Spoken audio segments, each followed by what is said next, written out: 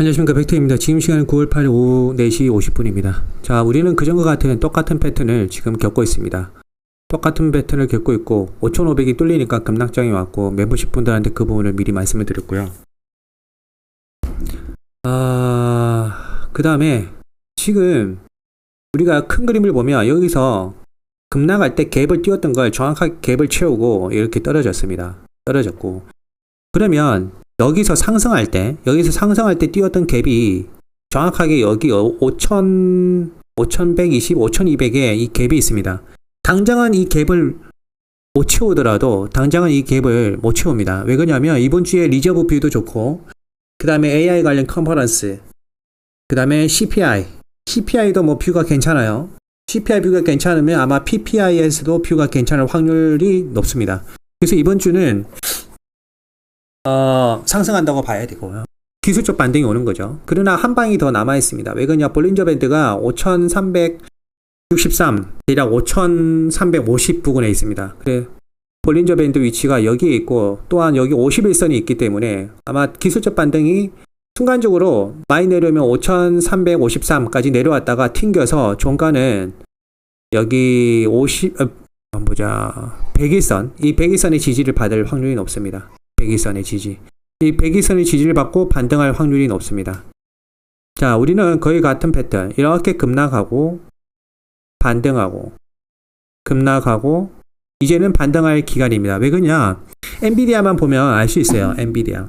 나중에 한번 보여드리겠지만, 엔비디아 보면 대략적으로 반등이 올 것이다 라고 알 수 있고, 리저브도 반등 올 거야 라고 말을 하고 있습니다. 만약에 반등이 온다면, 고점에서 하락한 것에 그전에는 정확하게 볼린저 밴드, 여기 보면 피보나치상 0.628 구간 5,560까지 반등이 왔고요. 이제 만약에 고점 찍고 하락해서 만약에 제가 생각한 5,350을 바닥으로 해서 반등이 온다면 0.628 구간인 5,538까지 반등이 오겠죠. 순간적으로 반등이 왔다가 떨어지겠죠. 순간적으로 반등이 왔다가 떨어질 것입니다.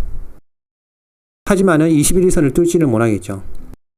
여기서 이제 반등을 하면 21일선이 떨어지려고 하다가 느슨하게 이렇게 옆으로 횡보할 겁니다. 21일선이. 횡보하다가 이 반등이 왔을 때 횡보하다가 그 다음에 떨어질 때 이런 개념으로 훅 떨어지겠죠.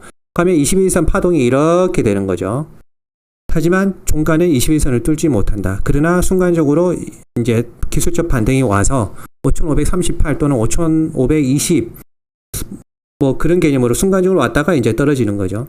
아마 FOMC가 이번 주는, 그러니까 FOMC가 다음 주 월화에 이렇게 있지만 어쨌든 이번 주 다음 주 수요일까지 대략 보면 FOMC가 이제 고점이에요. 단기 고점이에요. 그러니까 이게 정고점을 돌파는 불가능합니다. 그러나 기술적 반등이 나오는 구간이다. 이런 개념으로 기술적 반등이 나오고 FOMC 이후로 주가가 또 퍽 떨어지지 않을까, 그렇게 생각을 하고 있습니다. 딱 정확하게 RSI도 지금 38.30 이때와 같은 기술적 반등이 나오는 구간이죠. 여기 RSI 기준으로 보면 RSI 이평선이 21일선 거의 터치하고 떨어지죠. RSI가 21일선 터치하면 한 54까지 올라가겠죠. 이때가 거의 비슷하죠. 뭐 한 51.52 이 정도까지 올라가겠죠. 이 정도까지 반등하면 다시 떨어진다라고 우리는 예측을 해야 됩니다. 그리고 SPX 같은 경우는 여기 대파동을 이렇게 꺼보면 옥터블 2022년 옥터블부터 시작하는 이 대파동을 이렇게 꺼보면 1번 차트, 2번 차트가 이렇게 있는데, 결국 이렇게 하락하면 예를 들어 이 대파동이 끊겼다. 나스닥백이 먼저 뷰를 보여주는데 어느 순간 이렇게 반등했다가 예를 들어 이 대파동이 뚫렸다. 대파동이 뚫렸다면 나스닥이 먼저 이 대파동이 뚫리면 후행적으로 S&P가 그 바닥을 알려줄 것이에요. 여기 대파동.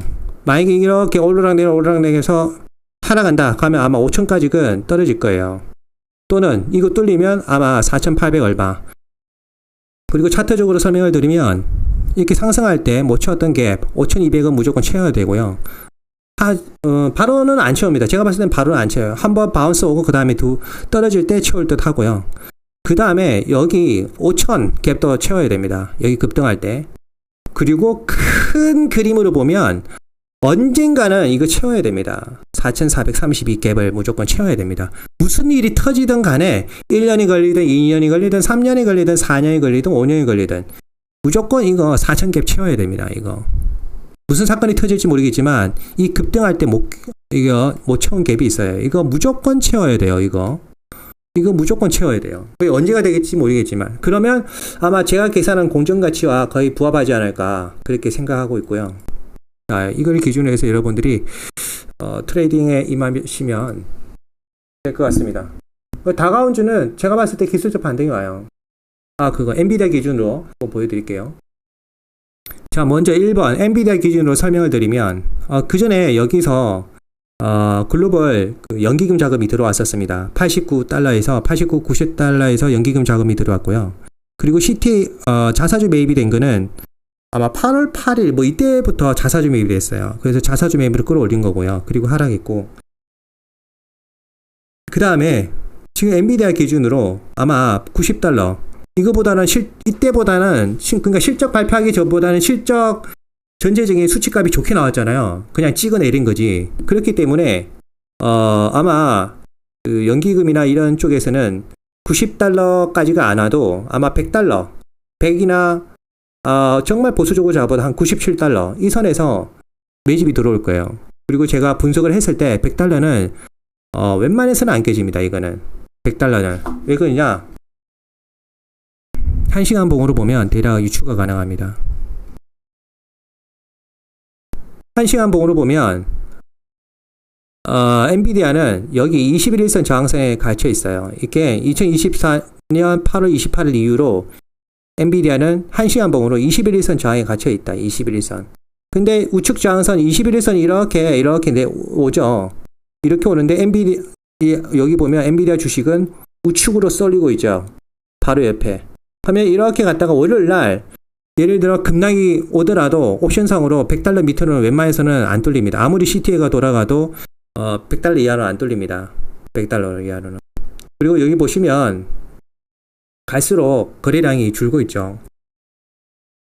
그전에 급락할 때야 당연히 기관들이 다 던졌으니까 거래량이 많았을 터이고 이제는 이때야 당연히 급락할 때인가 그렇지 이제는 거래량이 많지 않을 겁니다. 그래서 높은 확률로 엔비디아가 당연히 월요일은 단기 바닥 또는 연십자를 그릴 것이고 그리고 화요일부터 이 우측 저항선을 돌파를 하고 기술적으로 보면 21일선이 어디에 있냐면 105.83달러에 있습니다. 그래서 장중에 106달러 이상의 장중에 106달러 이상 월요일이든 아니면 화요일이든 106달러 이상 이렇게 장중에 거래량이 쭉 되면 반등한다고 보면 돼요. 그렇게 반등을 해서 아마 이번 반등은 엔비디아가 캐리를 할 거예요. 엔비디아가 캐리를 할 거고 확실한 건 화요일 날 당연히 이제 단기적으로 마지막 오라클 실적이 있습니다. 오라클 실적이 있는데 뭐 그거는 그렇다 치고요. 화요일 날 그 AI 골드만삭스가 운영하는 AI 컨퍼런스가 있습니다. 그게 젠슨왕이 출연해요. 젠슨왕이 출연하면 골드만삭스에서 뭐라고 할 거냐면 블랙웨일을 집중적으로 물어봅니다. 이건 기간자를 알려드리는 거예요. 멤버십 분들은 다 알려드린 거. 화요일 날 그 젠슨왕이 출연해서 골드만삭스에서 집중적으로 블랙웨일 관련 질문을 할 겁니다. 그러면 블랙웨일 관련 젠슨왕이 나쁘게 말을 하겠어요. 상식적으로. 시장은 벌써 나쁜 걸 다 선반영을 했어요.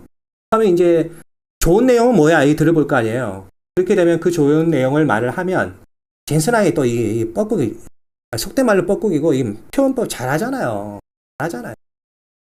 그렇게 해서 젠슨왕이 뭐 발언을 좀 괜찮게 하고 뭐 볼 것 없이 괜찮게 할 겁니다. 그렇게 하면 목표 주가를 각 기관사별로 계속 올릴 거예요. 왜? 계절지수상 이제 또 반등해야 되고 그리고 이제 단기적으로 시장은 CPI는 크게 걱정을 안 해도 될 것 같고 우선 블룸버그 터미널 자료를 분석을 해보면 CPI는 걱정 안 해도 돼요. 당연히 이제 골드만삭스나 뱅크 오브 아메리카 자료까지는 아직 못 받았어요. 그거는 월요일 나오면 멤버십 분들한테 알려드릴 거고 우선 블룸버그 터미널 자료를 기준으로 사고 나면 CPI는 크게 걱정을 안 해도 되고 그럼 CPI 걱정 안 해도 되면 PPI도 아무래도 크게 걱정을 안 해도 될 겁니다. 왜? CPI가 중심이니까. 그럼 CPI가 지나고 나면 그 다음 시장은 FOMC에 포커스를 맞추게 됩니다. 왜? CPI까지는 이제 또 변동성이 커집니다. CPI까지 변동성이 커지고 또 CPI 이후로 또 변동성이 낮아집니다. 낮아졌다가 FOMC 때 또 변동성이 커지고 변동성이 커진다는 거는 VIX가 급등한다는 거예요. 지금 현재 VIX를 분석해 보면 VIX가 콜이 그대로예요. 그래서 VIX 물론 월요일 날 주가가 상승할지는 모르겠지만 VIX 월요일 날 무조건 하락해야 됩니다. 하락해야 되고 화요일 날 일본 CPI가 나옵니다. 일본 CPI. 일본 CPI 같은 경우는 뭐 저도 모르죠. 만약에 일본 CPI가 낮게 나오면 컨센에 똑같거나 낮게 나오면 일본 외환시장을 한번 보면 여기 보시들 일본 엔화는 또 대파동에 갇혀 있습니다. 여기서부터 2021년 제뉴어리부터 딱딱딱딱딱딱 딱 정확하게 여기 갇혀 있어요. 정확하게. 그리고 그 전에 골드만삭스 자료를 보면 일본 엔화가 130달러가 되면 중앙은행이 개입을 한다 뭐 그런 내용도 있고 이때가 아마 증시 바닥일 거다 그런 기간 자료가 있었고요. 이거는 이제 이때 돼봐야 알고요. 우선 단기적으로는 대파동 추세선에 있다. 대파동 추세선. 그리고 지금 보면 RSI가 너무 낮죠. RSI가 너무 낮다. 그러면 그전 사례를 보면 한 방 더 떨어질 공간이 있긴 있네요. 엔화 가치가 한 번 더 상승할 그 공간이 있긴 있습니다. 만약에 화요일 날 일본 CPI가 낮게 나오면 어떻게 될까요? 엔화 가치는 낮아지는 거죠. 그날만큼은 엔화 가치가 낮아지고 CPI가 낮게 나오면 일본 정부기관에서 어떤 발언을 하지 않을까 뭐 그렇게 생각을 하고요. 그러나 1년에 큰 그림을 보면 지금은 절대로 큰 돈을 넣어서는 안 된다. 그는 자살길이고 절대로 지금은 큰 돈 넣으면 안 되고 큰 돈 넣는 거는 10월 말 계속 강조하죠. 10월 말 그때쯤에 넣으면 된다. 근데 10월 말 언제인가 그게 중요하죠. 그거는 이제 기간조로의 힘이죠. 뭐 그렇게 잡으면 되실 것 같습니다. 감사합니다.